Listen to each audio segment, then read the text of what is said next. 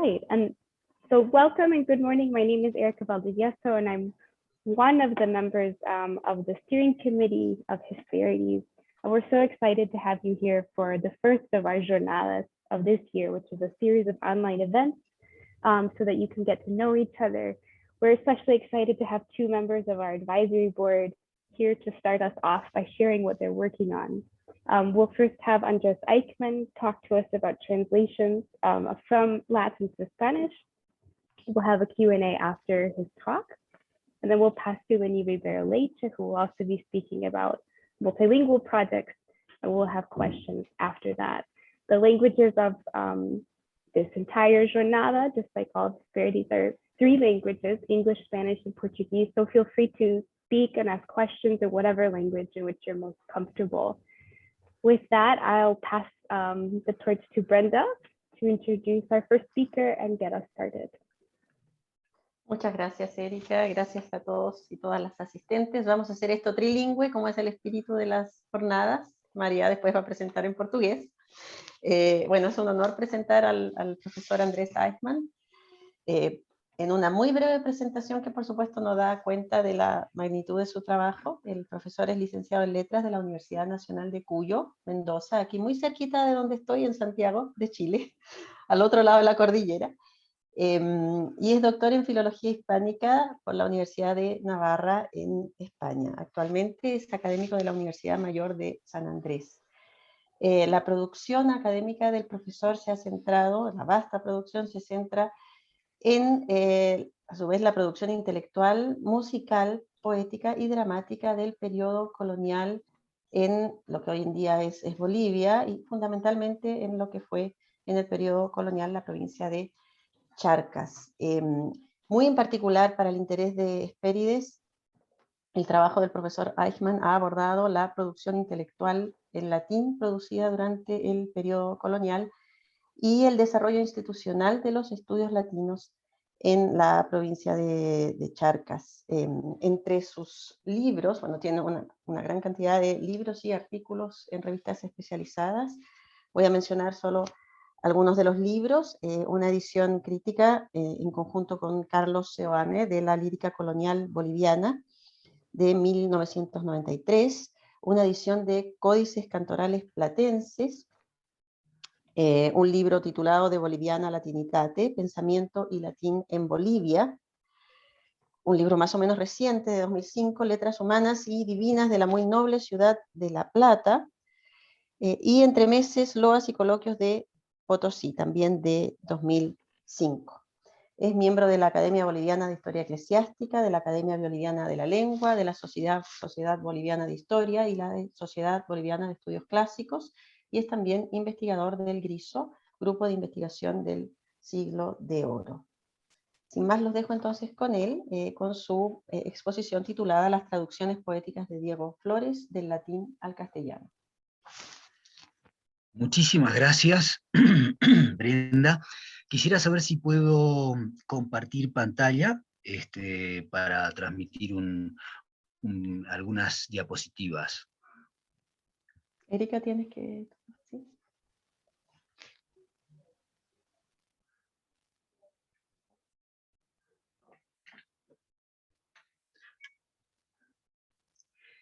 Y me voy a cronometrar para evitar abusos de tiempo. Muy bien, entonces, veamos. Aquí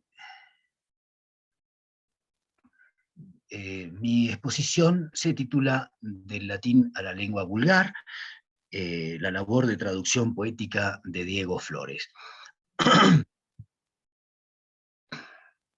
Estoy esperando que la máquina me muestre que efectivamente hay algo más que negro que se vea en la pantalla,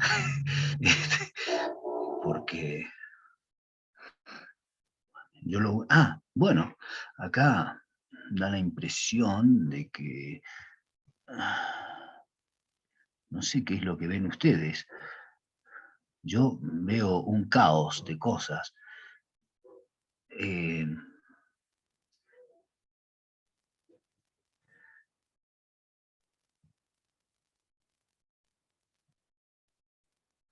¿Ustedes ven un documento en Word? ¿O un PowerPoint?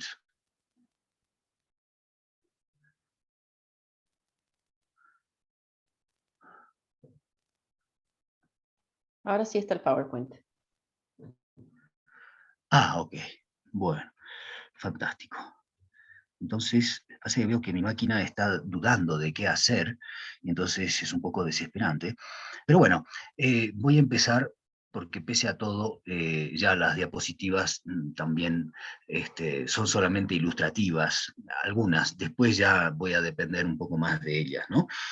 Doy por supuesto que ya han leído el resumen, de modo que entraré directamente en materia, ¿sí? Eh, Voy a hablar un poquito de Diego Flores. Es muy poco lo que se puede decir del autor del que yo me estoy ocupando ahora. Casi todo lo que se sabe proviene de la relación de sus méritos y servicios. A ver si la máquina me hace caso por una vez. Ahí está, ahora parece que sí. Aquí está una foto de la primera página de su relación de méritos y servicios del Archivo General de Indias, que ocupa unos 30 folios. Y después tenemos la información que por algún motivo u otro aparece en el libro que publicó en 1611.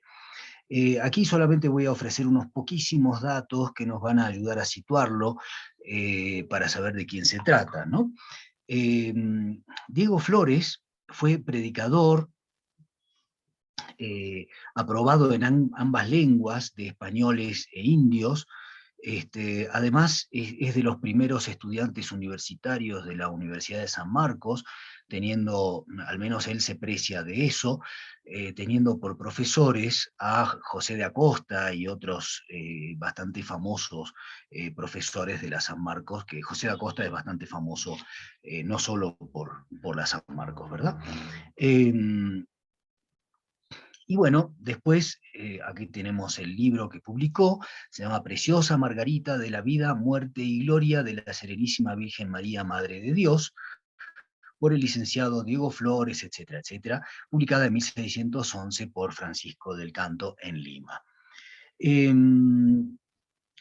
Digamos que él administró el beneficio de Quilaquila, que es un lugar rural, ¿verdad?, donde puso escuela de leer y escribir y cantar para los indios. También ocupó la doctrina de Yotala, que queda a unos 40 minutos de Sucre hoy día, ¿verdad? Sucre es la capital de Bolivia. Sus méritos fueron eclesiásticos, fueron reconocidos por el arzobispo Peralta, que es quien probablemente lo hizo irse a vivir a la ciudad de La Plata, dándole los cargos de vicario del monasterio de los Remedios, administrador del hospital de Santa Bárbara, provisor y vicario general del arzobispado. Bueno, tanto él, el arzobispo, como el arcediano, como el cabildo de La Plata, de la ciudad de La Plata, escriben al rey pidiendo que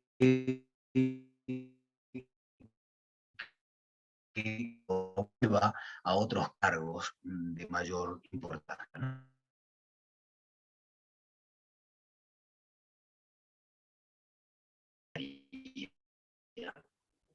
A lo largo de la obra, Flores inserta 21 composiciones poéticas.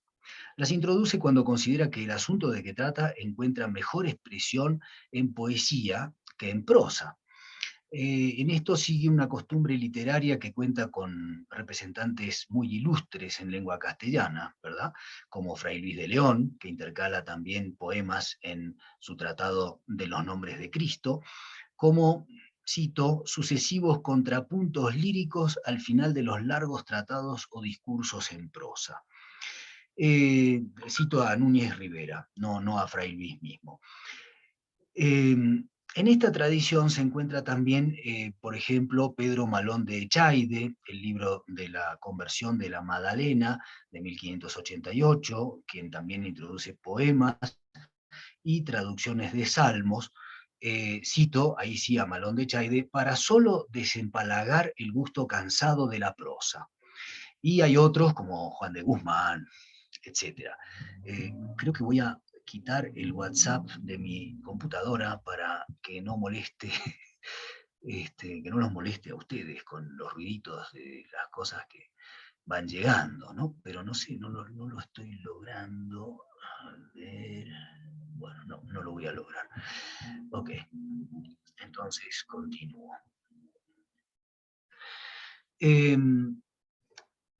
La mayoría de los poemas que introduce Diego Flores son propios.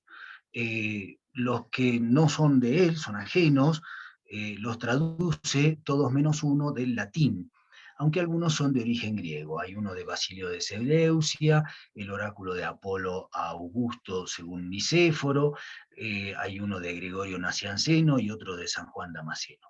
Y los conoció seguramente en versiones latinas. También en este grupo hay que contar el Salmo 45 sobre la versión de la Vulgata.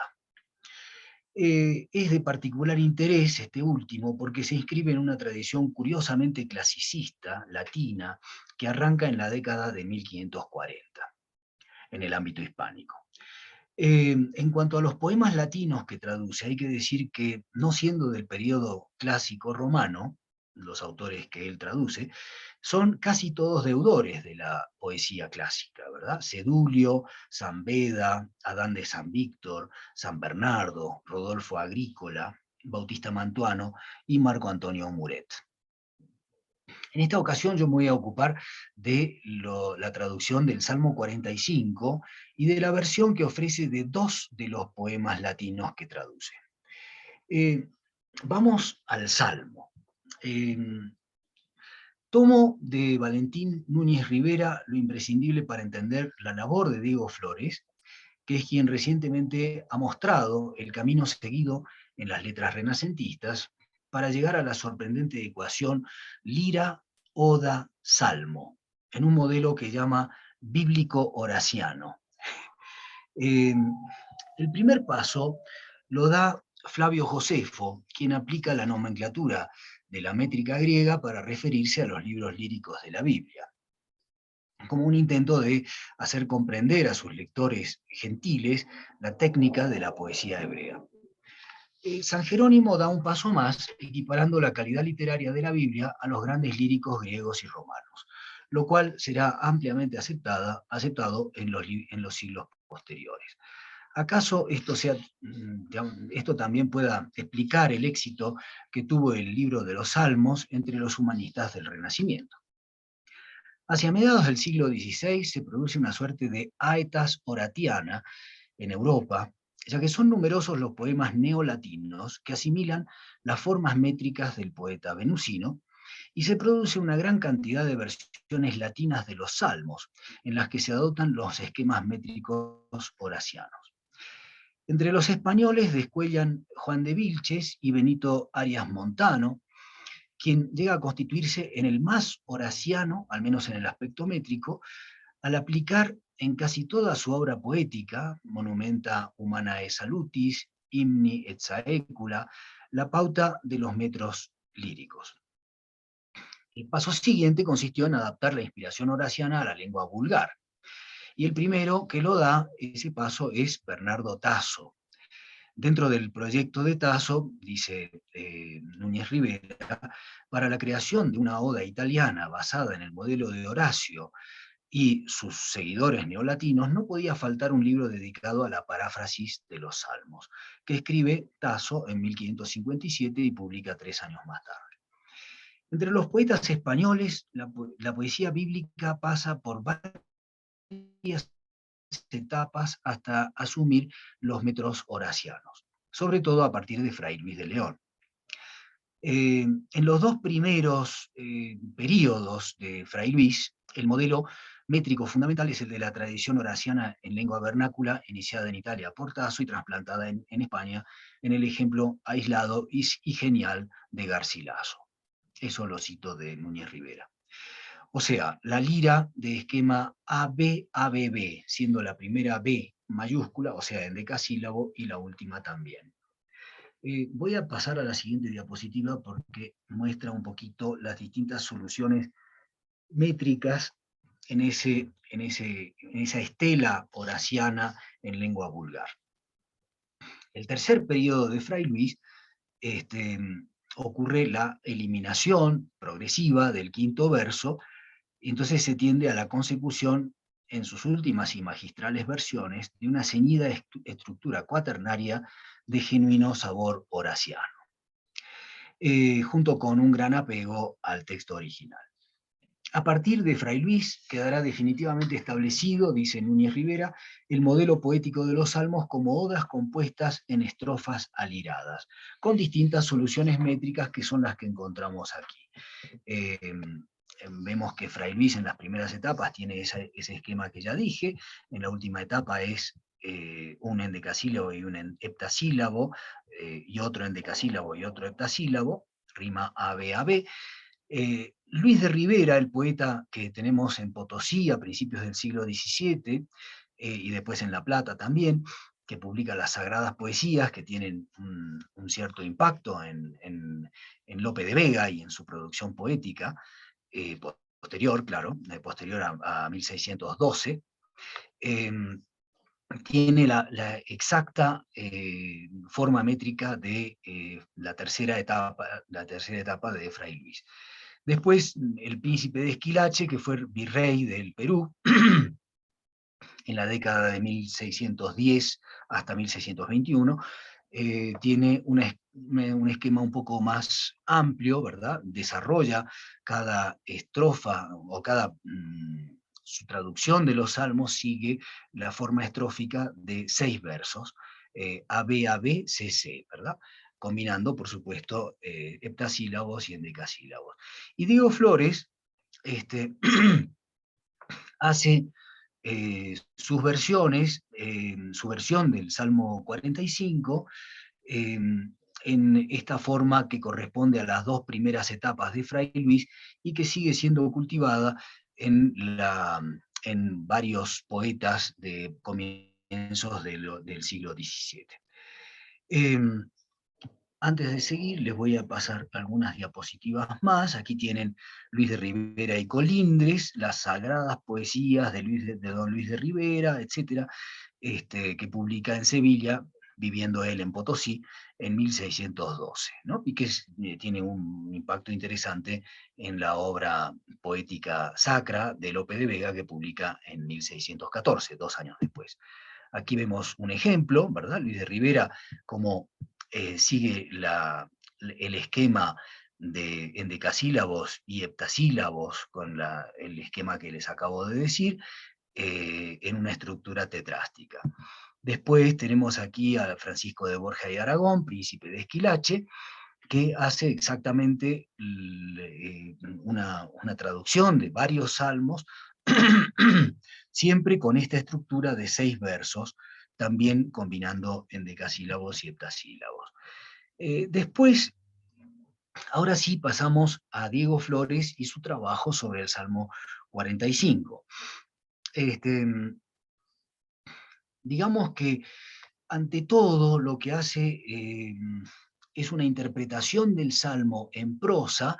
Esta es la última página, la página de la izquierda, es la última página de su interpretación en prosa del Salmo 45, que acompaña con los versículos que va comentando, los incluye en notas marginales en la versión de la Vulgata. No se ve muy bien, pero no importa porque ustedes pueden ver después, lo pueden ver en la Vulgata y en la publicación de Diego Flores, y seguramente cuando yo publique este trabajo. Entonces, ¿qué es lo que hace? Hace una interpretación en prosa, en clave mariana del Salmo 45. No nos olvidemos que el tratado es un tratado mariológico, entonces lo hace en clave mariana, y en este caso lo hace en clave inmaculista, porque está hablando en este capítulo de la Inmaculada Concepción. Y entonces, tal vez deba decirse que lo que hace es una aplicación o acomodación del Salmo al propósito de su tratado. Al propósito mariológico de su tratado. si la exégesis tiene motivos para considerar que los salmos son composiciones que se aplican a Jesús, muchos de tales motivos también pueden llevar a la exégesis a aplicarlos a María. En cualquier caso, es lo que hace Diego Flores. A lo largo de 8 páginas hace su interpretación del Salmo, transcribiendo, como decía, en las notas marginales los versículos siguiendo la Vulgata. Después de esta mise en scène mariana del Salmo, ofrece su versión castellana. Para esta adopta la forma métrica que ya dije, ¿verdad?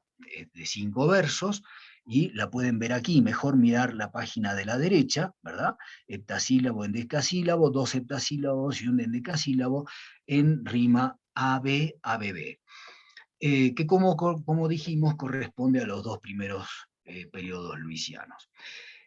Flores no se priva de algunas libertades que van más allá de la paráfrasis amplificatoria, porque añade ideas que no están en el Salmo, sino en la interpretación mariana de las páginas anteriores, ¿no? Como vamos a ver enseguida. Por otro lado, otro procedimiento es que se salta el versículo 8 porque es idéntico al versículo 12 del Salmo.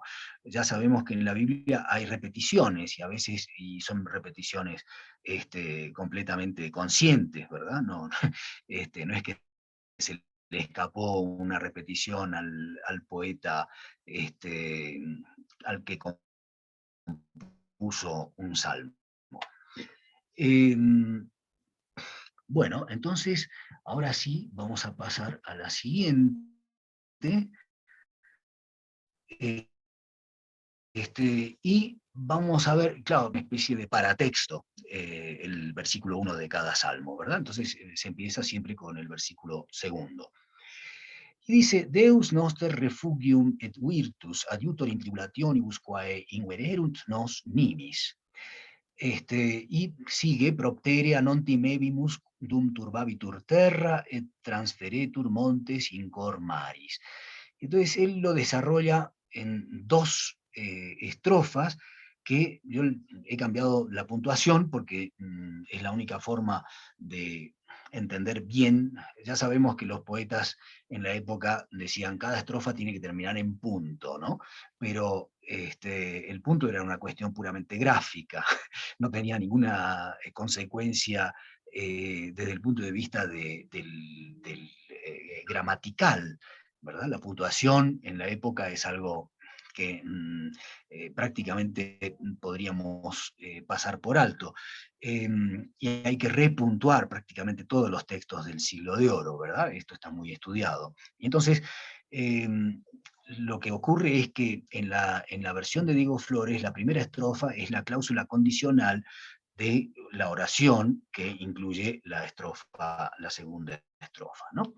Y entonces él hace la siguiente interpretación. Si Dios es nuestra ayuda, patrón y defensor en nuestros males, sin dilación ni duda y esfuerzos celestiales infunde sobre todos los mortales, el alma a Dios asida no tema si la tierra se turbare y en tormenta crecida el mar se transformare y con furor los montes se tragare.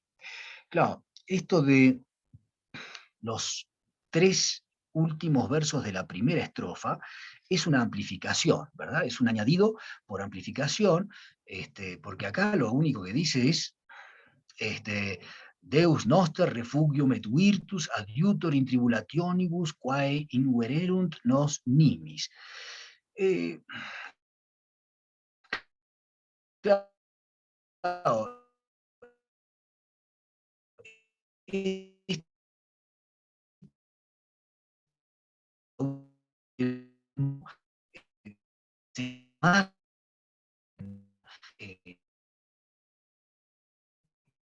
aquí esa parte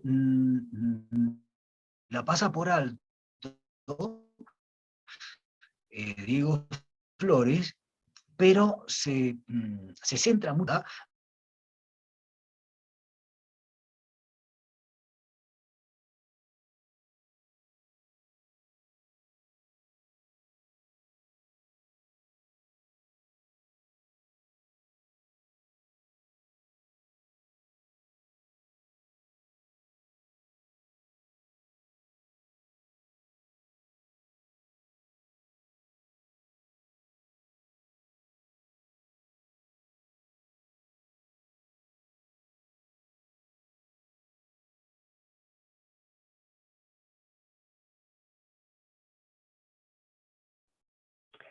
So I think we lost Andres, and we're trying to see if we can get him back. So appreciate your patience.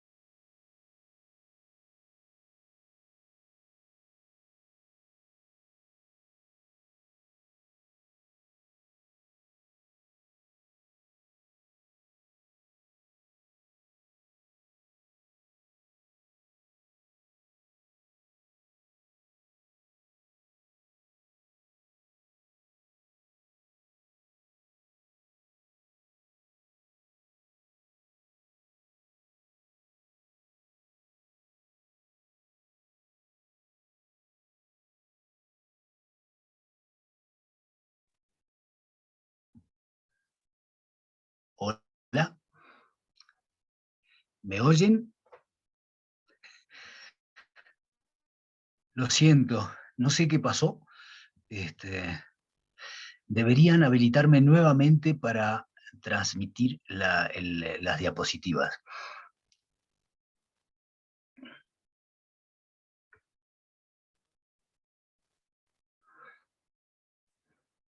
A ver. Ahora sí.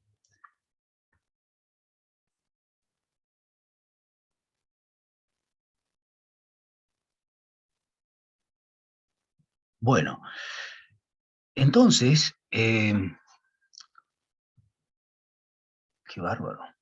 Esto vuelve a hacerme la misma jugarreta, esta máquina.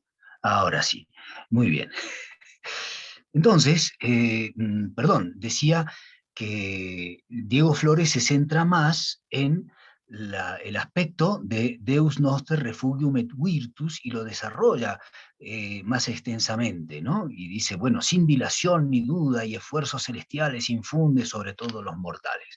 Bien, continuemos. Propterea non timebimus, bueno, esto ya, la estrofa anterior ya la hemos visto, y entonces ahora estamos en el versículo cuarto, sonuerunt turbata sunt aquae eorum conturbati sunt montes in fortitudine eius, y nuestro poeta, traductor en este caso, hace una lectura interesante porque las aguas en la Vulgata se turban, pero en Flores la turbación las inmoviliza. Uno se imagina aguas turbadas que se mueven violentamente. No, en este caso se inmovilizan para la lectura de Flores. Y los collados se encogen, ¿no?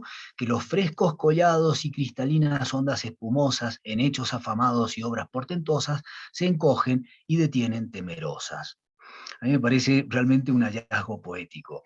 Y después tenemos ya un despliegue del versículo 5 en dos estrofas, ¿verdad? Fluminis impetus laetificat civitatem Dei, sanctificavit tabernaculum sum altissimus. El caudaloso río cuyo raudal amor hace crecido, esto de que cuyo caudal amor hace crecido, evidentemente es un añadido de Diego Flores, y un añadido con intención mariana, ¿sí? De madre con gran brío salió cuanto ha podido y en la ciudad de Dios todo ha embestido. Es decir, cómo las aguas han inundado todo el santuario, ¿no? Pero el santuario, ya veremos, es la Virgen María. Y dice, el templo consagrado al que es supremo rey inaccesible quedó santificado con la gloria posible, mostrando su poder el invencible. Todo esto es en clave mariana, ¿no? A continuación, dice, Deus in medio eius non commovebitur adiuvabit eam Deus mane diluculo. Ese eam tiene como antecedente lo que vimos antes, que era fruminis impetus laetificat civitatem Dei, ¿no es cierto? Entonces, la ciudad de Dios es ayudada por Dios desde el amanecer, ¿verdad? Desde muy temprano. Y entonces, ya sabemos que el epíteto de ciudad de Dios se aplica también a María, ¿no? Eso lo vemos, por ejemplo, en unas piezas polifónicas que transcribí y edité en una obra que se llama Cancionero Mariano de Charcas. Una de las formas para referirse a la Virgen María es ciudad de Dios, por muchos motivos que no vienen al caso aquí, ¿no? Pero él lo tiene en cuenta de esa manera, y entonces él dice: en medio estuvo firme, sin que por solo un punto se moviese, para que el bien confirme en cuanto ser pudiese, y el daño en todo punto previniese. Está hablando de la Inmaculada Concepción, ¿verdad? Es decir, el daño del pecado original, desde muy temprano, es decir, antes de la concepción, ya, o en el momento de la concepción, fue preservada del pecado original la Virgen María. Y en su desarrollo de la segunda estrofa, al romper la aurora, llegó con el socorro omnipotente, en tal estado llora que la astuta serpiente el veneno detuvo pestilente. O sea, estamos hablando de esto, ¿verdad? De la preservación del pecado original a la Virgen María. Es un añadido total de Diego Flores, ¿verdad? Conturbata sunt gentes et inclinata sunt regna, dedit vocem suam mota est terra. El curso que corría por la canal de culpa contraída no corre cual solía. Esto es un añadido de Diego Flores. Y lo que sigue sí ya es reflejo de lo que dice el Salmo, ¿no? Y la gente crecida se turba de ver cosa nunca oída. Conmuévase la tierra a la voz poderosa que resuena, y vuelta en paz la guerra por cierta alegre nueva, el reino le recibe, el orbe aprueba. Eso también es un añadido. Bueno, después el versículo 8 es obviado por Flores, porque corresponde exactamente, el texto es exactamente el mismo que el versículo 12, como ya les dije. Y después los versículos 9 y 10 los condensa en una sola estrofa, ¿no? Venite et videte opera Domini quae posuit prodigia super terram, auferens bella usque ad finem terrae, arcum conteret et confringet arma et scuta comburet igni. Lo vierte al castellano diciendo: convócanse aclamando, venid y veréis hazañas prodigiosas, las armas despojando con manos poderosas, escudo, arco y flechas quebrantando. Muy bien, y en lo que sigue ya tenemos procedimientos en los que no me voy a detener porque ya nos falta, estoy llegando al tiempo límite y todavía no llegué al segundo poema, ¿no? Bueno, el segundo poema es de Adán de San Víctor,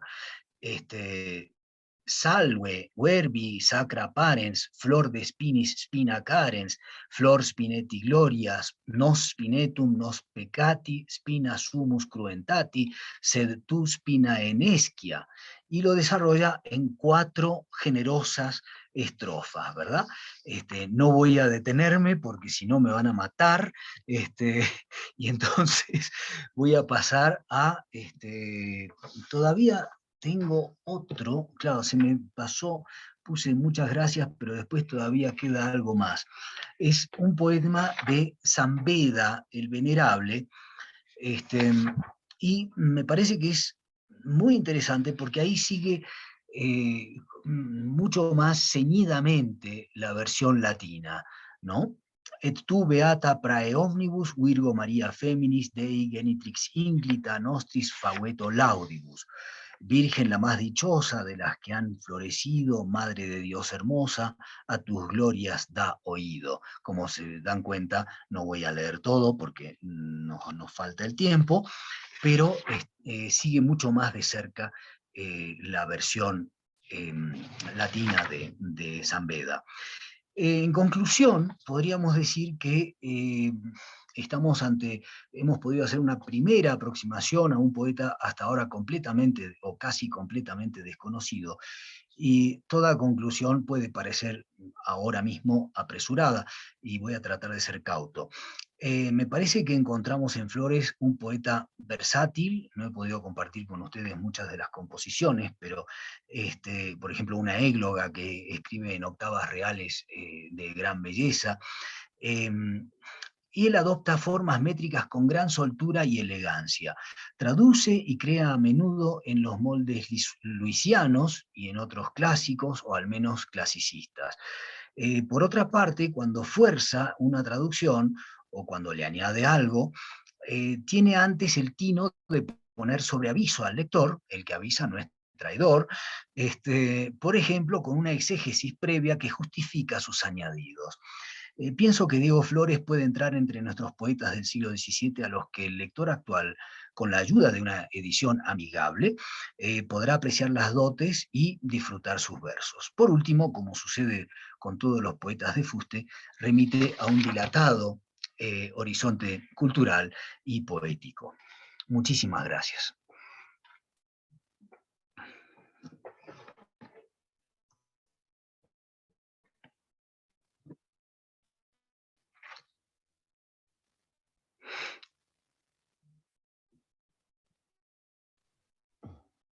Muchas gracias, Andrés, por la conferencia fascinante, por en mi caso, darme a conocer Diego Flores por primera vez. Muy, muy extraordinario me pareció realmente. Y quiero dar la palabra a quienes quieran hacer alguna pregunta o algún comentario.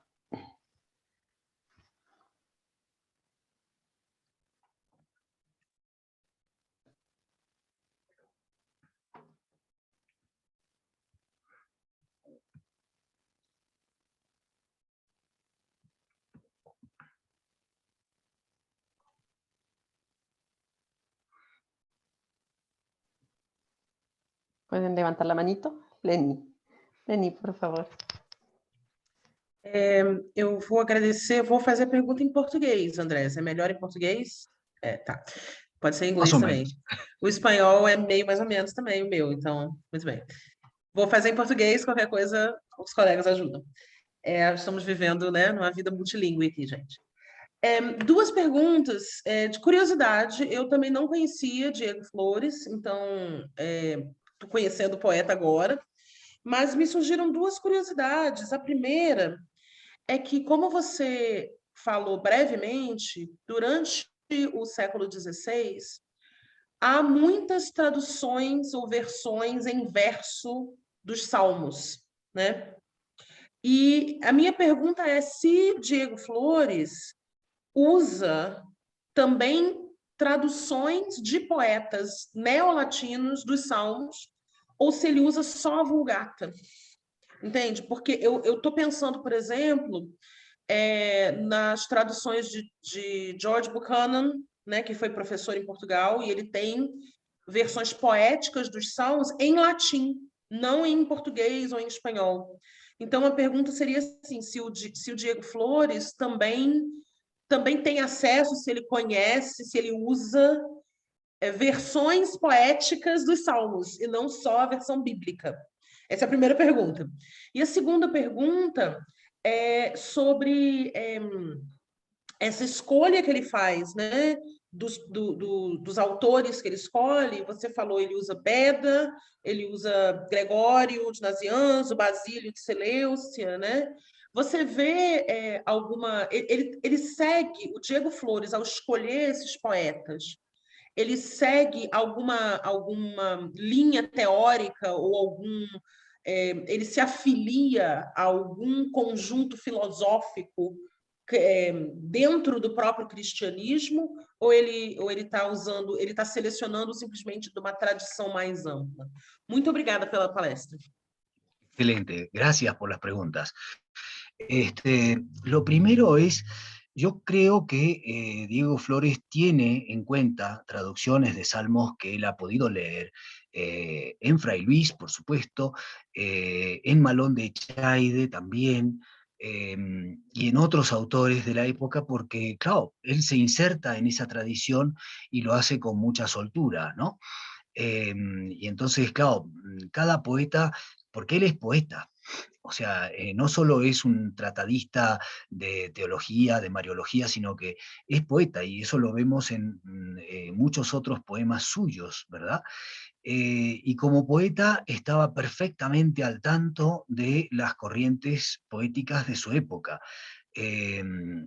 Podemos pensar que él es contemporáneo absoluto, por ejemplo, de nuestro amigo, nuestro amigo, de un gran poeta, yo creo que es el poeta más exitoso de América, en términos absolutos, que se llama Luis Jerónimo de Oré, que hace grandes traducciones también, ¿verdad?, al quechua, y grandes poemas, extensos poemas exquisitos, siguiendo también la métrica horaciana, ¿verdad? Él lo dice, que sus poemas en quechua siguen, que no poco trabajo me costó seguir la estructura de la segunda oda de Horacio, ¿no? Y entonces es impresionante la aetas horatiana cómo penetró también en América. Y digamos, todos se conocían. Luis Jerónimo de Oré publica en Lima, aunque no hace traducciones de salmos, ¿no?, pero publica en Lima en 1598, y 13 años después publica Diego Flores su tratado. Y después, Luis de Rivera, en 1612, publica su versión de los salmos, ¿verdad?, de 3 salmos, eh, siguiendo la estructura luisiana. Entonces, podemos decir que de ambos lados del océano se manejan las mismas cosas, ¿no? A veces algunos autores aquí tienen más en cuenta la producción italiana que la misma producción española, ¿verdad? Pero estamos ante el mismo universo, porque hacen lo mismo que los mismos. En ese sentido, da igual que uno esté de este lado o del otro del océano. ¿Hola? ¿Me oigo? ¿Me oyen? ¿Me Sim. oyen?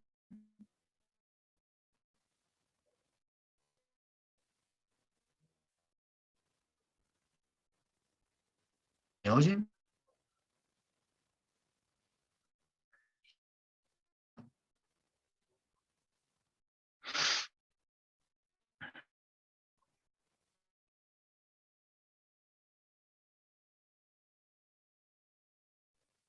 ¿Hola?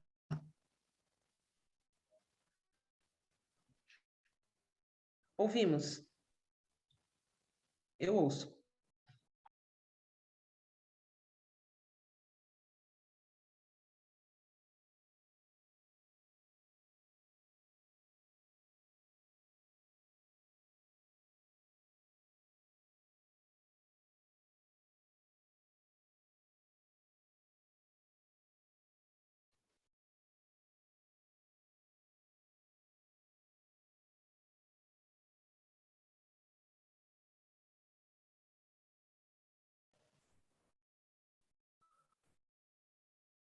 ¿Hola? Hola. ¿Sí? ¿Me Ahora sí, oyen? sí. Ah, bueno, he quitado la imagen porque me parece que me consume parte de de la poca señal que tengo. Bueno, entonces, para contestar la segunda pregunta de Lenny, estoy tratando de recordar cuál era. Sí, sí.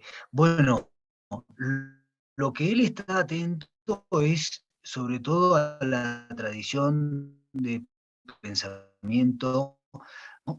Y entonces, eh, algunos autores que he señalado, por ejemplo, San Juan Damasceno es un padre de la iglesia mariólogo por excelencia. Bueno, uno de sus temas así importantes es la mariología, ¿verdad? y así con algunos otros de los autores.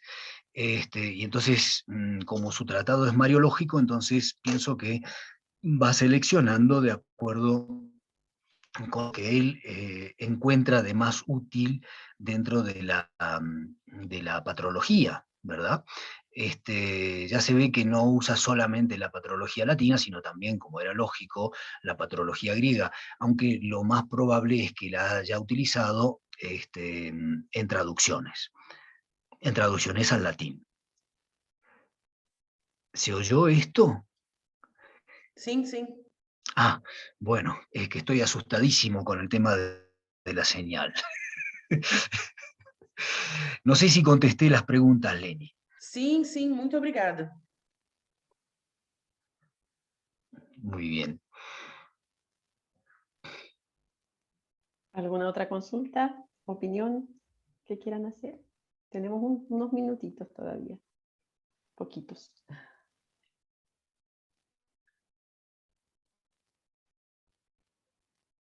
Erika, por favor.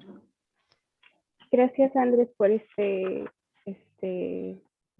charla. Y estaba pensando mucho en la definición de una lira, es una oda y también es un salmo.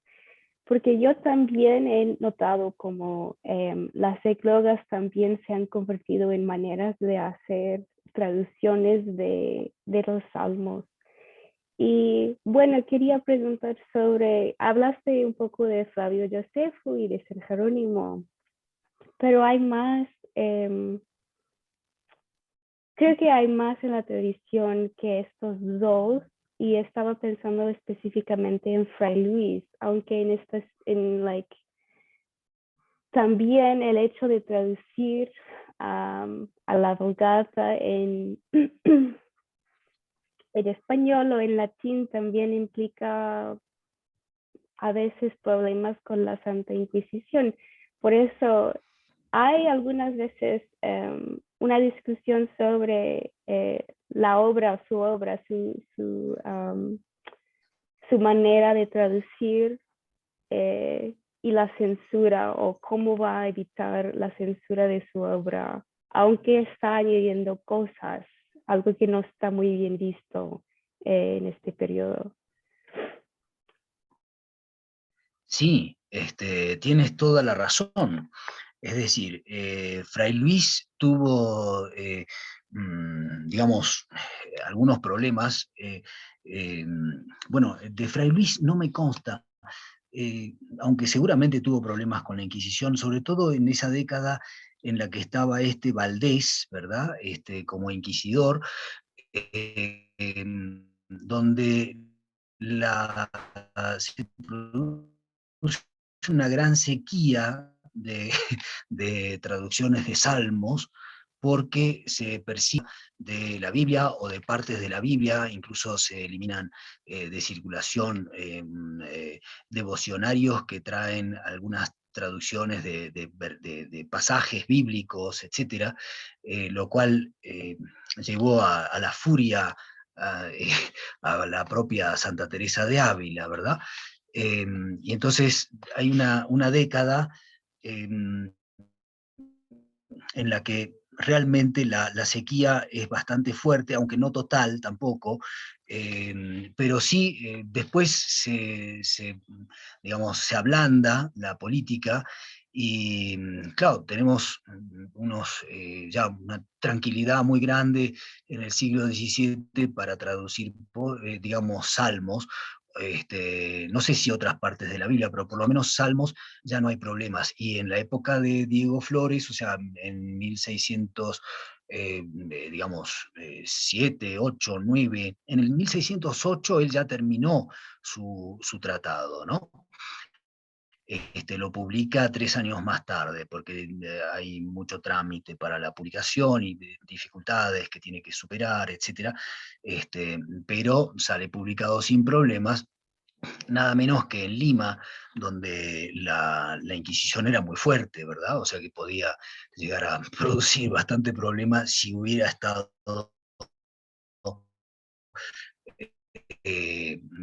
haciendo algo poco ortodoxo para la Inquisición de entonces.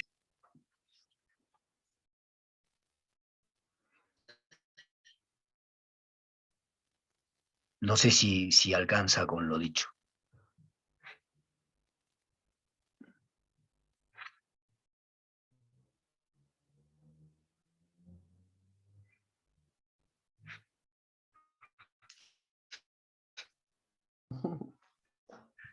Bien, muchas gracias Andrés, muchas gracias a Erika y Leni por las preguntas. Creo que estamos en la hora de dar paso a la exposición de Leni, que dejo con ustedes a María, quien va a hacer María Barbosa de Castro, quien va a hacer la presentación. Boa tarde, todos me escutam? Ok, vou apresentar brevemente a professora Leni Ribeiro Leite para vocês. Bom, a professora Leni Ribeiro Leite é doutora em Letras Clássicas pela Universidade Federal do Rio de Janeiro, é professora, né, de clássicas na Universidade do Kentucky atualmente, mas foi professora de Língua e Literatura Latina na Universidade Federal do Espírito Santo entre 2009 e 2021 e se mantém credenciada como permanente no programa de pós-graduação em Letras e no programa de pós-graduação em História da Universidade Federal do Espírito Santo. Leni Ribeiro Leite atua principalmente na área de estudos clássicos, com publicações acerca da literatura latina do período flaviano, em especial Marcial e Estácio, também sobre a recepção dos clássicos, o ensino de latim, sobre o neolatim e sobre o latim na América Latina, sendo este tema de especial interesse para nós da Hesperides. A professora tem projetos de pesquisa ativos, né, sobre poéticas do Epidídico na era dos imperadores flavianos, sobre as Silvas de Estácio em português brasileiro, a tradução em prosa e estudo crítico, sobre representações retóricas do poder imperial no Principado Romano, sobre retórica e permanência, recepção dos elementos retóricos clássicos na literatura ocidental. Entre os muitos livros publicados pela professora, eu destaco aqui o Latinelóquio, no curso básico de latim, que possui 2 volumes publicados, que é um livro adotado em algumas universidades brasileiras e utilizado em cursos de extensão de ensino de língua latina no Brasil. Também Épica 1, Ovídio, Lucano e Estácio, que faz parte de uma coleção, né, da editora Unicamp, enfim. E também Marcial e o Livro, publicado pela Edufes em 2011. Leni ainda, né, destaco, é sócia da SBEC, né, da Sociedade Brasileira de Estudos Clássicos desde 2005, membro efetivo do LIMES, né, Fronteiras Interdisciplinares da Antiguidade, suas representações a partir de 2008, e coordenadora do LIMES na região do Espírito Santo. É sócia fundadora da Sociedade Brasileira de Retórica, foi coordenadora do Programa de Pós-Graduação em Letras, né, membro do Conselho Consultivo e Deliberativo da Sociedade Brasileira de Retórica, segunda tesoureira da Associação Brasileira de Professores de Latim e também é membro do Conselho Consultivo da nossa associação da Hesperides. Hoje a Leni apresentará uma fala intitulada Translatio Studii et Imperii, em Manuel Botelho de Oliveira, e, se não me engano, a fala será em inglês, né, Leni? Então eu vou passar a palavra para a Leni, e ao fim da fala da professora, que, enfim, vai começar a falar depois de mim, a gente pode fazer perguntas. E, enfim, passo então a palavra agradecendo a Leni pela fala, agradecendo também ao Andrés pela fala feita anteriormente, que foi muito interessante, né? E agradecendo a todos que estão aqui presentes, prestigiando esse nosso primeiro encontro, na nossa primeira jornada da associação. Ok? Obrigada, gente. Passo a palavra. My talk's going to be in English, so I'm going to switch languages. It's very multilingual.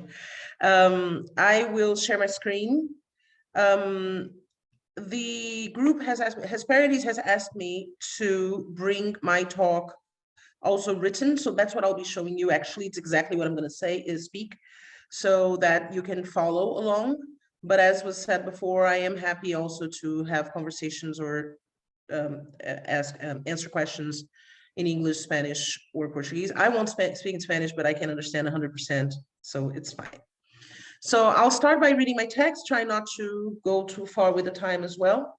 And I would like to start this conversation with you because I think it's more of a conversation than anything else. Telling you of first of all, my admiration for this amazing endeavor that we are all part of today. So I'd like to start my conversation telling you of my admiration towards Julia, Erica, and Adriana for their initiative in founding Hesperides. Within the ongoing changes, redefinitions, and deconstructions within the academic world, and as we work towards making new sense of concepts that beg to be thoroughly revised, such as classics, canon, race, identity, belonging, otherness, those of us who grapple with the diverse manifestations of the ancient world as they ebbed and flowed across and between a broadly understood Iberia could benefit from being united. Our three founders not only observed that need, but acted upon it. While within the limits of our disciplines, be them Renaissance studies, early modern history, Hispanic studies, comparative literature, Portuguese, Asian, or Caribbean studies, much has been and can be done. The carving of a place of intellectual exchange for us, in which we can see the similarities and points of contact hidden under those apparently so different tags, is a boon and a promise of fruitful endeavors. That is why I'm honored to be part of Hesperides and of being here today, sharing this table with such a distinguished colleague. Hesperides is indeed a great place for someone who has started their college years interested both in Latin and Portuguese literature, and was always after that in between academic fields. As I continued and became a trained classicist in Brazil, my work walked the line between literature and history. As I started my career, I was in constant dialogue with my colleagues in literary theory, comparative literature, modern languages. And it was in the intersection and overlapping of all of those that I have built a path that combines the ancient and the early modern worlds in their intense dialogue, especially in the impact they had around me, that is, in how the currents of the ancient world reached the shores of South America and bore fruit in the literature of Brazil. That was an aspect of my teaching practice and of my thought since the beginning of my career. But it was only after a few years that the many observations collected here and there started to really transform into an area of research. The tipping point came about when, for pedagogical purposes, I started looking for texts produced in Latin by people living in Brazil between the 16th and the 18th century. And I found a vast quantity of texts, not only of the pragmatic kind, that is, business letters, government papers, and the like, which would support the idea that Latin was used only as a pro forma or top-down language, but also theater, poetry, dialogues, personal letters, and other writings that seemed to reveal a closer and elective relationship with a language that had been dead for centuries. Or had it? It certainly had. If one is thinking of a community of native speakers, but not really if one considers the learning and usage of the language. Latin is this peculiar cultural artifact that, instead of dying and becoming irrelevant with the passing of the centuries, transformed into something else and became so many different things. Basis for education, status symbol, token of belonging, instrument of oppression, vehicle for communication between different people in various parts of the world. Belonging to no group, it somehow belonged to many groups. It was used both as a tool for gatekeeping and for integration. In sum, Latin became what we now call a classical language, different from the living vernaculars, yet not gone and forgotten. For many reasons, it was used in Brazil much more than one might think. As an example, a brief one, there are over 2,000 pieces of Latin poetry produced in Brazil alone, as the work of the Archivum Poetarum Latinorum Brasiliensium attests. Not bad for a language that should have been dead around 1,000 years before it ever reached the Americas. Latin was part of the linguistic landscape of the Portuguese Americas, but not the only language to be constantly used in the lands of what now we call Brazil. Besides Latin and Portuguese, An array of other vernaculars seem to also be current enough to be used in writing by people from those lands. It is the multilingual and translingual facet of the literary environment of the Portuguese colonies that has come to me as a surprise, even though it should not, due to the erasure of languages other than Portuguese from the history of what was produced in Brazil before or after the independence. Finding this continent of unread, uncommented texts was what made me turn my attention towards the topic I am presenting today.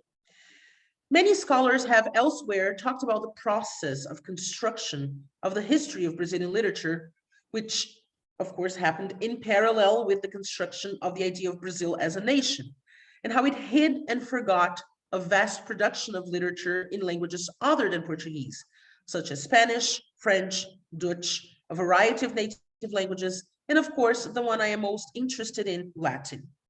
Today, I want to use the rest of our time together to discuss one aspect of one example of the variety and richness of the multilingual and translingual panorama of the American colonies, in which people not only wrote literature in many languages, but also theorized and discussed it in consonance with the most updated currents of thought of the times.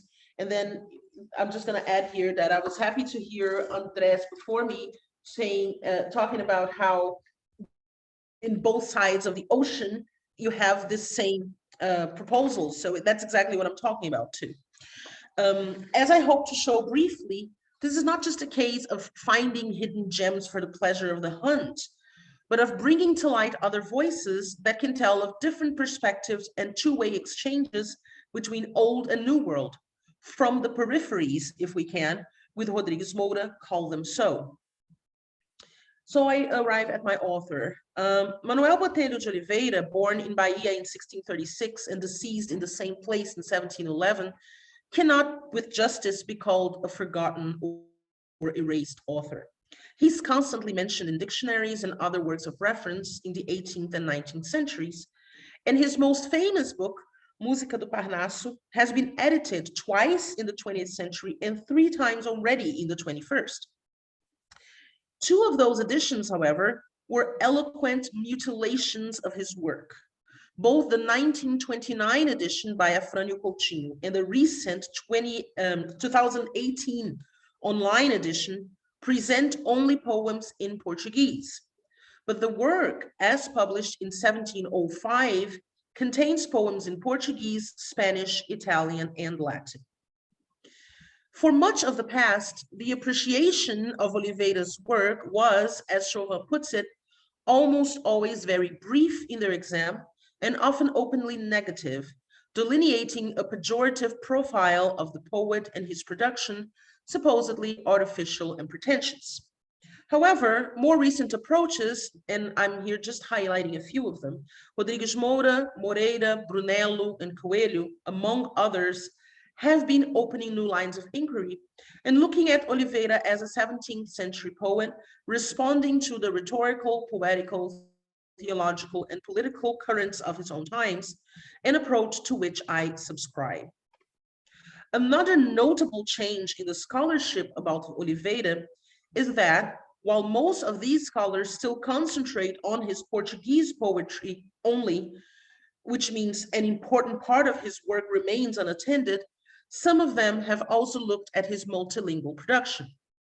While Brunello is concerned with the poems and their dialogue in Italian, Rodrigues Moura has been for many years discussing both his Portuguese and Spanish output, stating that Botelho de Oliveira lived in times of fruitful relationship between the Italian literature on one hand and the Iberic literatures on the other over a solid substratum of Latin tradition.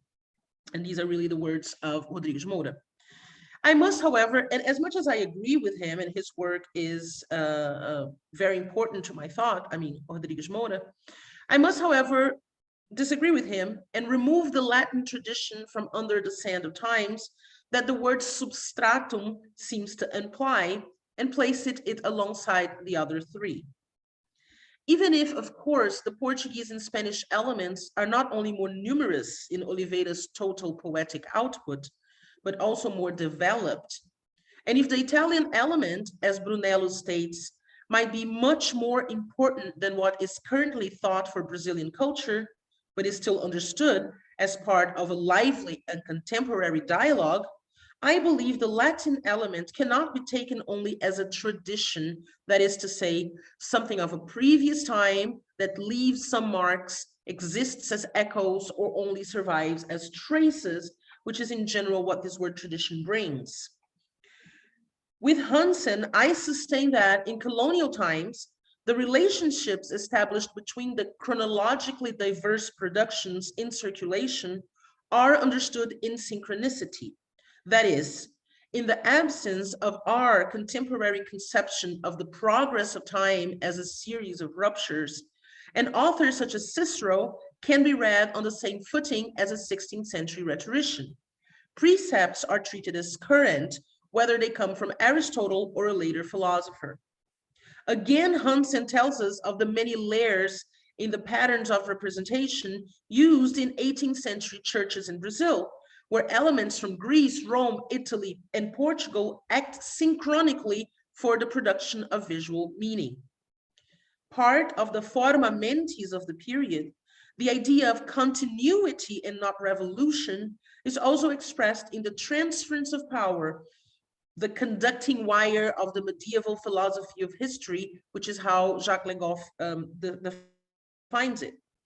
This concept, usually referred to as translatio imperii, encapsulates the perception that the head of the world is always just one, determined by God, and at any given time, one group of people rightfully possesses the government and is at the peak of its power, until another group rises and takes the lead. This is a very, very brief nutshell explanation of translatio imperii. Of course, I'm just trying to briefly go over this. The concept has been discussed so many times.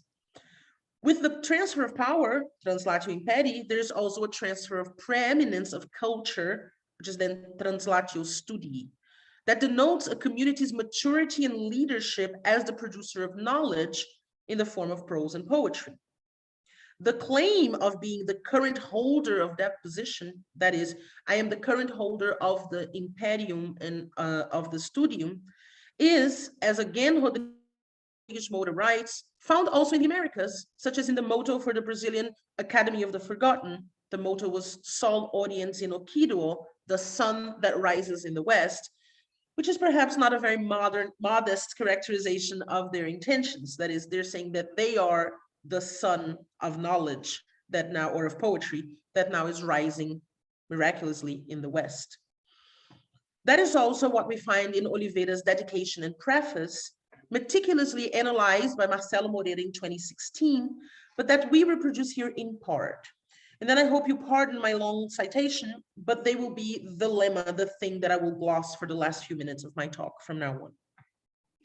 So we have here a part of the dedication of Música do Parnaso, where Botelho explains his endeavors. He says, celebrated was Mount Parnassus and Phocis for having been the household of the Muses. But if in that it had the fortune of being the first, many were that removed from it the fortune of being the only one. This complaint can be placed in famous Greece, to whose interior provinces the Muses passed on with great vigor, as when they made that portent of their art, the honorable Homer, whose poem made eternal for the world the memories of his quill and of his name. Italy transformed into a new Greece, and therefore either the Muses passed on again from Greece or they were reborn in Italy, making themselves so natural to their minds as they were, among others, to famous Virgil and elegant Ovid. Later vulgarized or corrupted the Latin language, in the same Italy they reproduced themselves in great Tasso or delicious Marino, poets that among many others blossomed with singular credit and no less admiration. Lately, they transferred to Spain, where so great was and is the abundance of poets that, among all other nations of the world, it seems the Muses adopted the Spaniards as their sons, among which erudite Góngora deserved extravagant appreciation, and the copious Lope universal applaud. However, in Portugal, illustrious part of Hispania, they naturalized, so much so that they seem identified with their patricians, as witnessed the celebrated poems of the Lusitanian Apollo, the Honorable Camões, of Jorge Montemayor, of Gabriel Pereira de Castro, and others that ennobled the Portuguese language with the elegant assonance of their meters. In this America, once uncouth habitation of barbarous Indians, one could hardly hope that the muses would become Brazilian.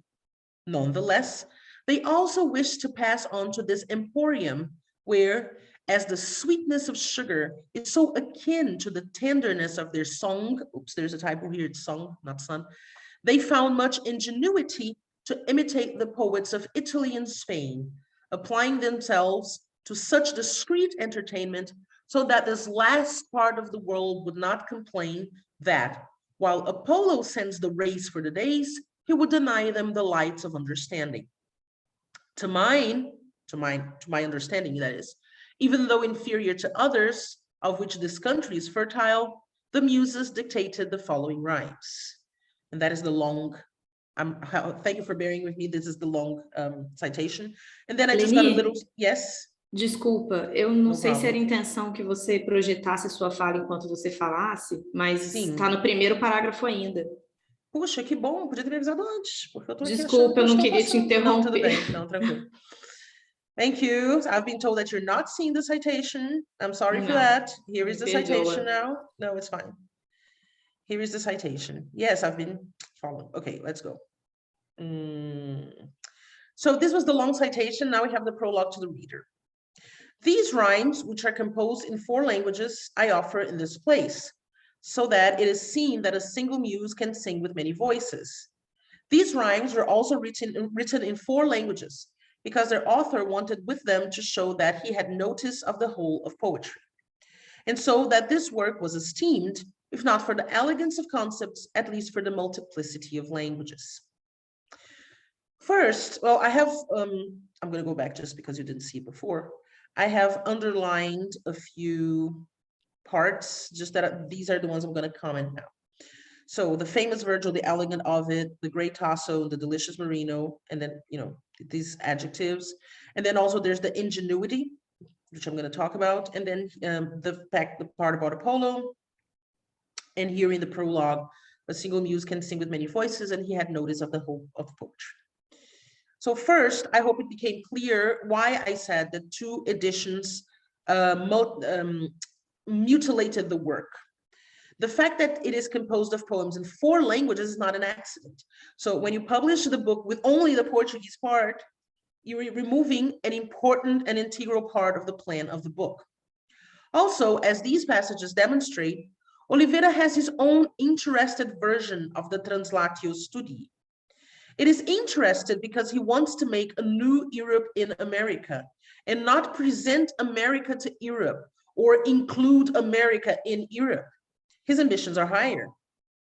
As his progression shows that his muses either move to one place, from one place to the other, or are reborn, if in the last lap of his journey, they leave Portugal for America, they do not do so in vain, since in Brazil, they will find the necessary ingenio, which is the word there that I translated as ingenuity, but which is actually a witty play on words that brings the Latin ingenium, but also the sugar plant, which is also called ingenium, together. So the muses will come and they will find ingenium, but they will also find the sweetness because of the sugar plantations. So not only saying what he means, but showing the necessary ability to do what he promises.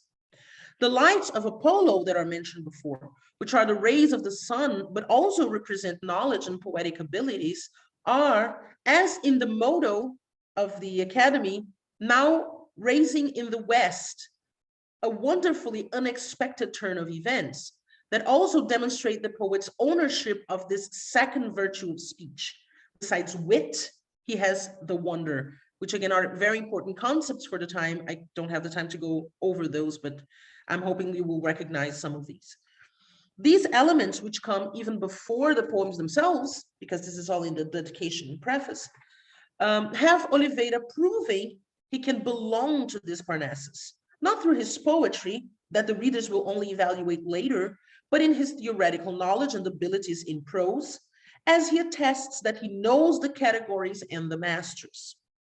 I would like to point out, though, that his approach, while obviously chronological, Greece, Rome, Italy, Spain, Portugal, Brazil, is also categorical, and the categories are not chronologically dependent. To the famous Virgil correspond the great Tasso, the erudite Gongora. To the elegant Ovid are added the delicious Marino and the copious Lope. As Brunello has briefly demonstrated, these adjectives are well anchored in the theoretical framework of the poetics of the time. But as I would like to add, they organize two groups or two modes of poetry.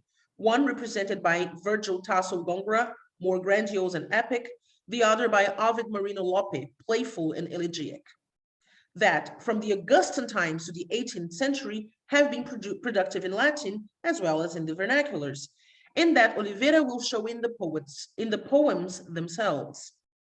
So when we get to the Latin selection of Música do Parnaso, the Latin section of Música do Parnaso, it contains a Virgilian poem that the author himself marks as written in heroic verse.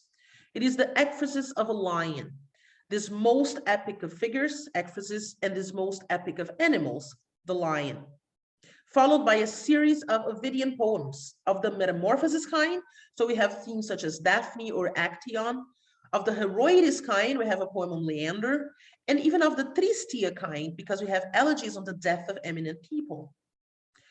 As there are scholarly works that have demonstrated Oliveira's intertextual abilities in Portuguese, Spanish, and Italian, echoing and reworking the verses of his masters, the same can be done for the Latin poems, showing his borrowing and reforging of Latin authors.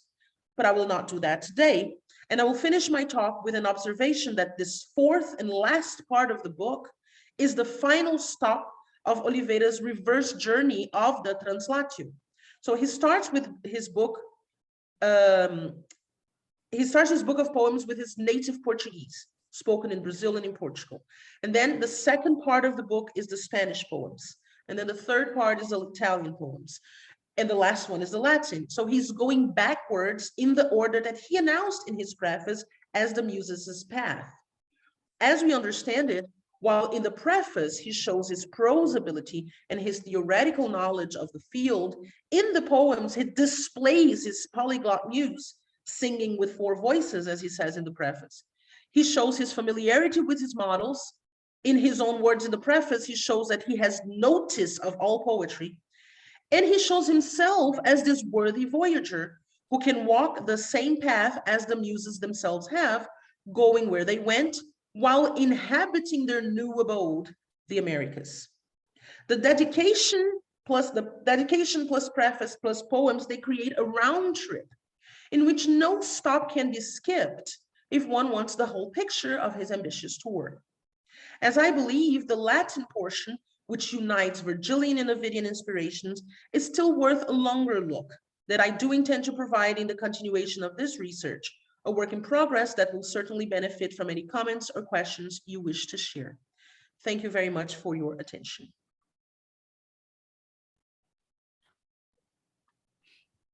Obrigada, Leni, pela fala. Perdão por não tê-la avisado antes sobre a rolagem, mas achei que ia cortar aí a sua fala e esperei o fim da citação, que eu achei mais adequado. Bom, vamos abrir agora para perguntas, comentários. Se alguém tiver perguntas para fazer para a Leni.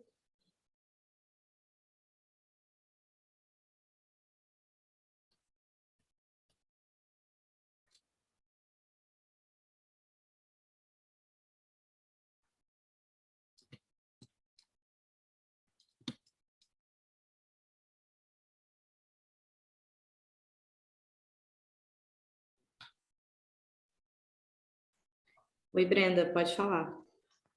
Obrigada, Maria. Falar, já que ninguém fala, porque... Vou começar. Muito obrigada, Leni, pela sua fala interessantíssima.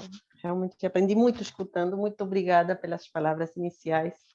Eu compartilho a sua apreciação sobre o trabalho da Érica, da Adriana e da Júlia com a Fundação de Hespérides, e a importância que isso tem, né, para para colocar em contato o trabalho sobre temas que estão totalmente interrelacionados, colocar em contato acadêmicos, estudiosos das diferentes regiões, né? E diferentes línguas, como estamos vendo aqui.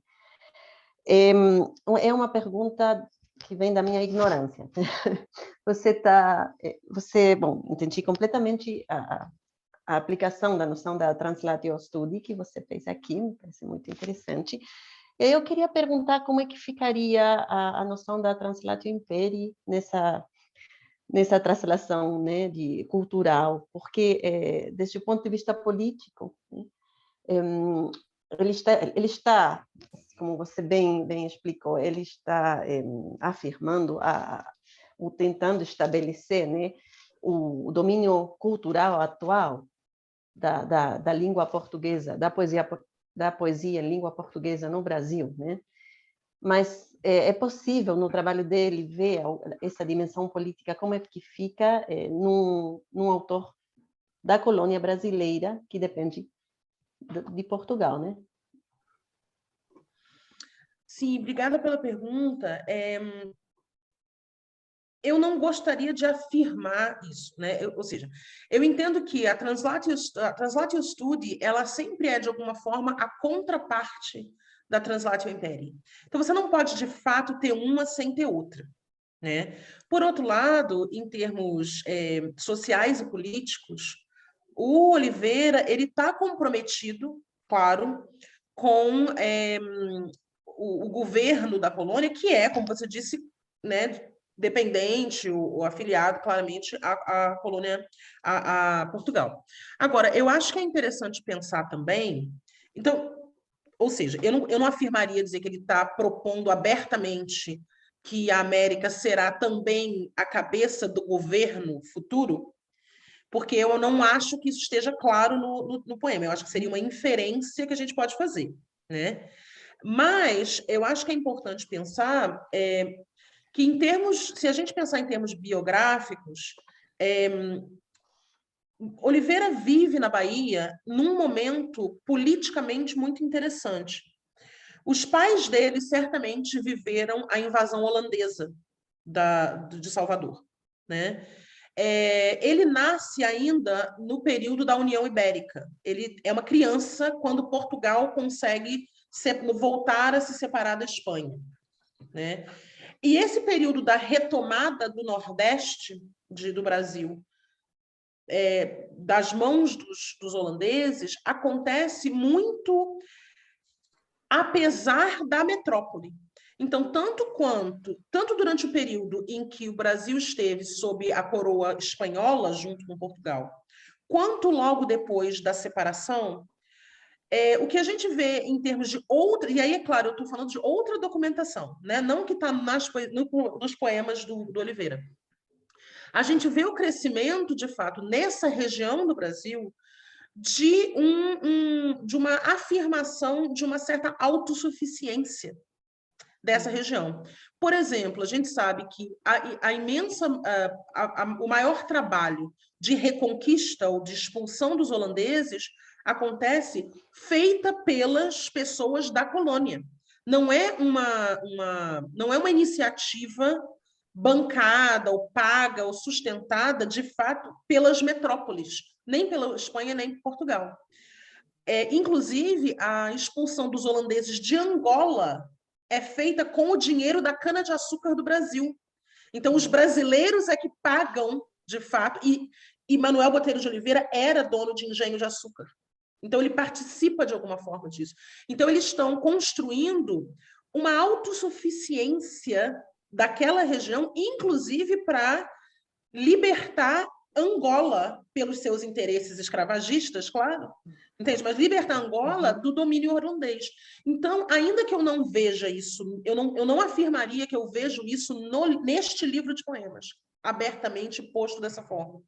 Mas eu acho que, em termos do ambiente cultural do período, Botelho está inserido em um grupo de capitães, donatários, donos de engenho, que começa a ter iniciativas, de fato, de autogoverno e autossuficiência, que, para mim, apontam, sim, para essa possibilidade de que ele pense, nós vamos nos construir, e não apenas as musas estão vindo porque o assento de poder está vindo, né? E essa figura de que o sol vai passar a nascer no Ocidente, não é só dele, nessa coisa dos raios de Apolo no Ocidente, então, é dele, é da Academia dos Esquecidos, e você consegue encontrar essa imagem em outros lugares também, principalmente, claro, no século XVIII.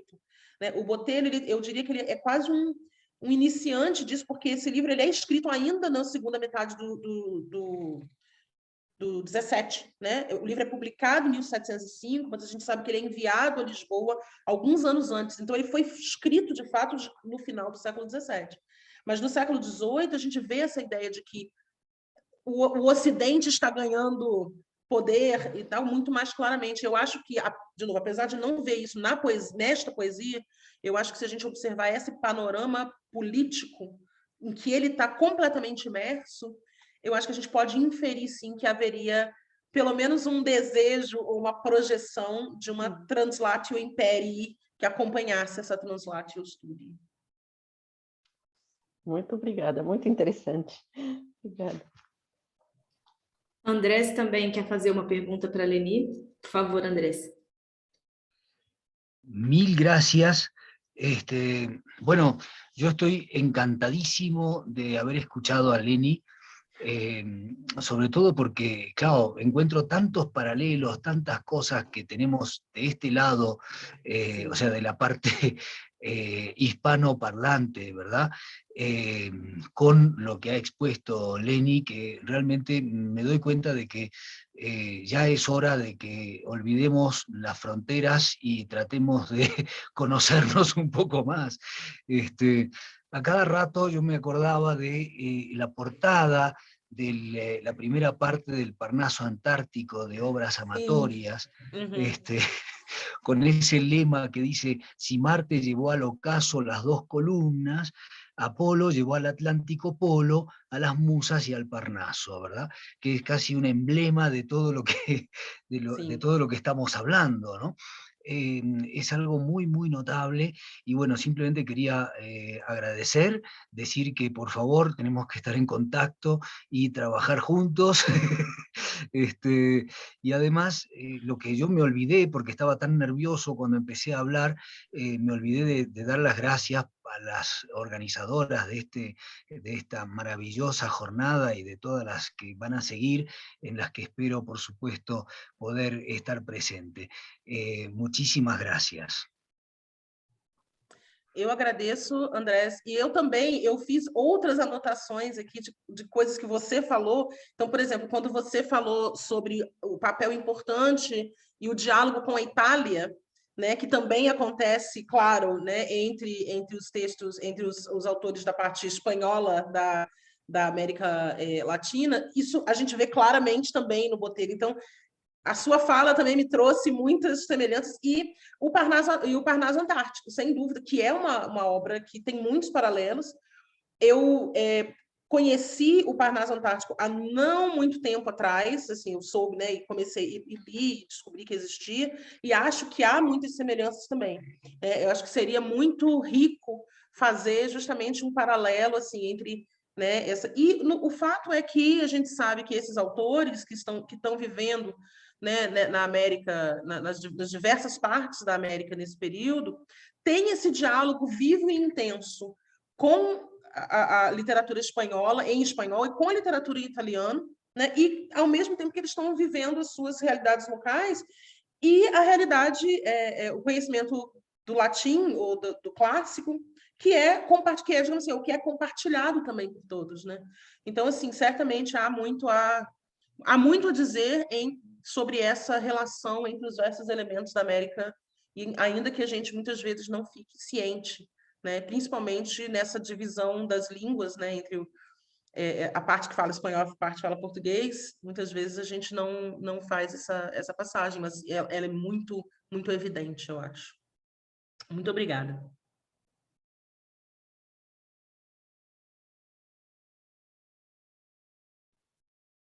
Obrigada, Andrés, pela fala, né, em relação à organização da jornada. Mais alguém tem perguntas para fazer para a Leni? Dá um tempinho aqui para as pessoas pensarem.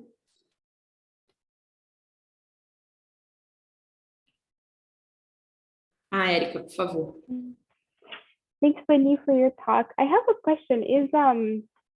I've noticed there's a couple of Brazilian authors who talk about bringing the muses to Brazil. And is this coming from this particular text, or is it's a form of a longer discourse? Because like from my work in Spanish America, there isn't so much to talk about a journey across so much as they are already here.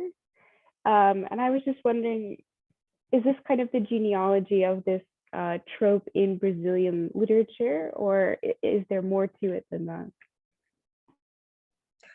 I wouldn't be able to tell you for sure if Oliveira is the first, but he's the first I could find that puts it so clearly. And the other ones I know, and yes, you're right. I mean, and in many other, in other authors, we sometimes even see it as the muse becoming tropical. You have this like, you know, and then the muse now likes these fruits from here. Yeah, you have almost like a combination of this trope with like a nativism, or, but it's always later than him. The ones I know of, they're 18th century and on. So Oliveira is certainly the first one that I see doing that in this way, in talking about the journey. And so I am tempted to say that even if it's not, if not necessarily, I'm saying that the later authors read this preface and read this book, I think this idea, this as a topos, starts circulating in Brazil from the 17th century. You know, so I would, that is the sense I have, is that at some point there in the 17th century, this idea of the translaciones creates this idea that, well, it's our turn now, you know, and they're going to come here, and they're going to come here, and they're going to become, because, and also because the idea itself of the muse is moving around and then becoming naturalized, and then it is already there too. He says they go to Italy and then they adapt to that form.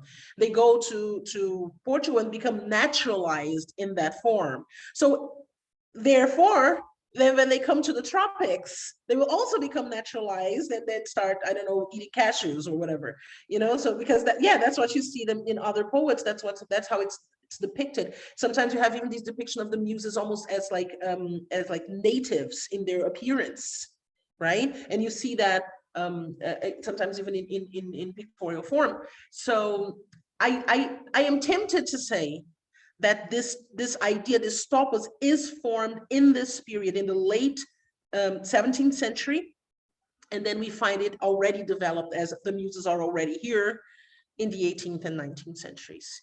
You know, that's how I feel it happened. Also, something that I would like to point out regarding that is just that in the scholarship about Oliveira, that is something that is usually pointed out about him, sometimes as a positive, sometimes as a negative, which is he writes as a Portuguese man. He's not Brazilian enough. That has been used, as you can imagine, to just eject him from the history of Brazilian literature. You know, and when people read him, when he appears in like anthologies of Brazilian literature and stuff, it's one poem that he has that's a description of an island. And then of course it's a description of an island. So you have the fruits and you have the, you know, so because he's not native enough. But the fact is that, as I said, I think that has to do with this. What he's trying to do is not say that, oh, we are exotic and different. And no, he's trying to say like, the same empire and power that you guys have, we will have it. So he's not saying we're going to make it different and become something else. We're not something else. We're just as powerful as you. We're just as good as you. See, we can do just like you. And that's why I think he's very concerned about following the forms and metric and topoi of Spanish, Portuguese, Italian, and Latin poetry. He's not trying to sell himself as the other or the exotic. He's trying to sell himself as just like you, but better, you know? I don't know. I think that's really important. I think sometimes even in the literature or in I'm working on sort of proposing different topics I'm working on, but I sort of get a pushback of like, it's not American enough. you know, this random Jesuit who's writing about Alexander the Great, that's not Mexican, so we're not interested in it. This is question, well, there's an assumption there about what the periphery does and what it can comment on, which is sort of operating today in the kind of, I guess, the politics of the academy, but also even in the way that we assess literature. Because what you're really charting is a literary history. Yes. Where that's culminating actually in Portuguese verse. And so this is really interesting, but only if we see, as you've so nicely pointed out, the full set. Yeah. It's mind-boggling to me, you know, that people will say like, oh, I'm going to pick this poem. When he makes this prologue, they're going to say, oh, I'm going to publish just the Portuguese verse. What are you going to do about the prologue? I mean, it clearly shows how all of this is very connected, you know. So, and again, you know, after I started, I'm concentrating on him now, but after I started looking for these things, I have been finding plenty of multilingual productions of the time. They're very, very common. It's just that, you know, when Brazilian literature or, you know, whatever literature is formed, we want to be one nation united with one language. So all of that goes out the window. But for the people of the times, it's an extremely multilingual environment. And that's what I'm interested in how these people, you know, very multilingual, pretty much like Hesperides, you know. And as we can see, people will, you know, communicate and talk in various languages.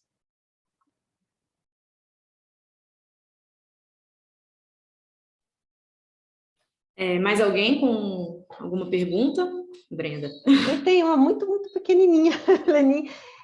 O que são curiosidade, essa visão nacionalista, romântica, né, nativista, que foi tão forte sobre os poetas do século XVII e XVIII, sobretudo, né?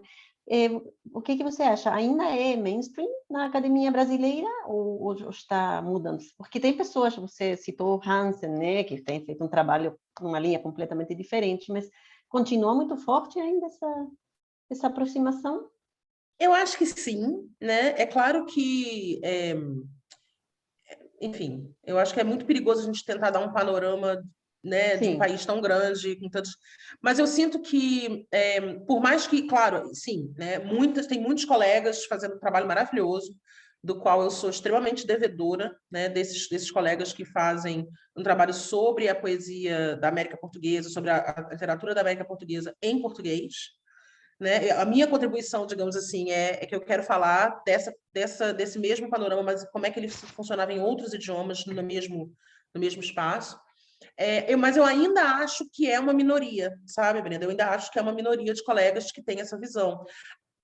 Não apenas porque, mas também porque o espaço dado à literatura, por conta de como a coisa se construiu, o espaço dado à literatura pré-19 na universidade é muito pequeno, né? Isso significa que a imensa maioria das disciplinas que uma pessoa faz, elas são voltadas para o 19 em diante. Então, isso, o que significa que mais pessoas entram em contato com a literatura do 19 em diante, o que significa que mais pessoas resolvem pesquisar esta literatura e se torna esse grande ciclo, né, em que, na verdade, você tem um grande interesse sobre a literatura do 19 e do 20, e as pessoas mal têm contato com a que vem antes, e quando tem, aí entra esse problema. É com olhos acostumados a olhar para uma literatura que tem premissas diferentes, né? Então, é aquela coisa, ela está olhando para a literatura do 18, procurando originalidade, que não é uma característica do 18, é uma característica do 19. Né? Você tem que olhar... Eu lembro, tem um texto, que, se não me engano, é do Otávio Paz, eu acho. Ele está falando da literatura mexicana, está falando de Só Inês, né? Juana Inês, em que ele fala sobre como, para a literatura daquele período, não existe sair do molde. Você tem que se mover com elegância dentro da estrutura, e é isso que ela faz muito bem. Sair da estrutura é impedir a realização. Na minha cabeça é quase como se fosse assim, um palco. Se você quer representar, você tem que estar no palco. Se você quebra o palco, acabou a representação. Né? Entende? Assim, se você que nem jogar xadrez. Se você quebrou o tabuleiro, não tem jogo. Não é que você vai jogar diferente. Não tem jogo. Essa é a lógica. Essa é a lógica da época. E aí a pessoa que está acostumada a estudar basicamente só o 19 e o 20, porque se estuda literatura da independência para frente, ela não tem os olhos treinados para ler o que vem antes. Aí pega, por exemplo, o livro do Botelho, que tem um monte de variações sobre o mesmo tema, e acha que o poeta está sendo repetitivo e chato, porque ele está variando o mesmo tema, quando na verdade o que ele está fazendo é a ideia de, né, mostrar como ele é sábio e sagaz em poder falar da mesma coisa de modos diferentes. E assim por diante. Então, infelizmente, eu acho que sim. Ainda que os colegas que se dedicam ao estudo dessa literatura hoje no Brasil, eu acho que a gente tem muitos trabalhos de excelente qualidade, e os colegas que se dedicam a isso não têm mais essa visão. A grande questão é que eles são poucos e o espaço disso para isso na academia é pequeno. É uma questão política também, né? Sem dúvida, eu acho que é uma questão política, é uma questão... Enfim, tem que chamar o Hansen para falar disso. Mas, assim, não, eu acho que é uma questão política, mas também, de certa forma, é uma questão de que é uma área que eu diria que demanda, né, tem um nível de demanda muito grande. Não estou dizendo que as outras áreas são fáceis, né, mas tem um nível de demanda diferente, específico, eu diria. Então, é aquela, como a gente está conversando aqui, né, você tem que se apropriar de um conhecimento, por exemplo, dos clássicos, que não é isso que é demandado para você ler a literatura do século XX. Tudo bem, aí você tem que aprender sobre psicanálise, né? Mas, entende, assim, né? Eu acho que demanda um conjunto de instrumentos com os quais as pessoas não têm tanto contato. Então, os clássicos, a retórica, né? Então, eu acho que isso também cria uma certa dificuldade de acesso. Mas estamos aqui. Vai dar certo. Obrigada, Aline. Obrigada. Eu sou super a favor de chamar o Hansen para falar aqui com a gente, sou fã. E essa questão política, né, sobre as áreas, né, é bem presente mesmo na instituição em que eu trabalho, que funciona um pouco diferente das universidades. Eles têm uma mentalidade assim, você estuda antiguidade, então você pode dar aula sobre qualquer coisa antes do século XIX, né? Eles acham que a pessoa é especialista em tudo que vai do século 8 a.C. até o 18. E eles te colocam em tudo. Surgiu um negócio que é antes do 19, chama ali, que aquela pessoa ali que estuda coisa velha. Acho que a ideia que eles têm às vezes é essa. Enfim, mas espero que isso mude, né? Com o tempo. Alguém mais tem alguma questão, pergunta para fazer, Leni? Não? Sendo assim, eu vou passar a palavra para a Érica. Alessandro dizendo que aprendeu muito com todos. Obrigada, Alessandro, pela presença. Também faço minhas as palavras do Alessandro, aprendi muito com as falas de Leni e a fala do Andrés. Foi um prazer ouvi-los. Espero que esse encontro se repita mais vezes, que a gente tenha mais oportunidades de não só ouvir Leni e Andrés novamente, mas outros membros, né, da nossa associação. E passo a palavra para a Érica. Okay, so that concludes our first jornada. Thank you again to our speakers and to everyone who came. It's been wonderful to have this space to talk. And also thanks to Maria and to Brenda for organizing this. This is very exciting. So I'll stop the recording now.